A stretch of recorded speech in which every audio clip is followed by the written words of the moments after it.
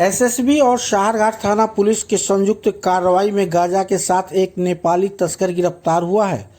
तस्कर के पास से पुलिस ने 2 किलो 100 ग्राम गांजा बरामद किया है। वहीं एक मोबाइल भी जब्त हुआ है।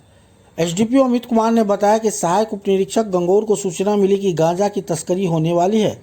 सूचना पर एसएसबी और पुलिस सतर्क हो गई। एसडीपीओ अमित कुमार के नेतृत्व में पुलिस और एसएसबी ने शाहरघाट के तिराहा मोड़ पर वाहन चेकिंग शुरू कर दी। इस दौरान एक बाइक पर सवार होकर 2 युवक तेजी से आते दिखे। चेकिंग के लिए रुकने का इशारा किया तो बाइक चालक बाइक लेकर फरार हो गया, जबकि धराए तस्कर बाइक से गांजा के साथ गिर गया। पूछताछ पर तस्कर ने अपना नाम नेपाल के मोहतरी जिला के लोहार पट्टी के सैयद सियाकुल शेख के पुत्र एहजाद के रूप में बताया। वहीं फरार व्यक्ति की पहचान मुसारनिया के छोटू राजा के रूप में बताया गया है। शाहरघाट एसएचओ अभिजीत कुमार ने बताया कि तस्कर को गिरफ्तार कर न्यायिक हिरासत में भेज दिया गया है।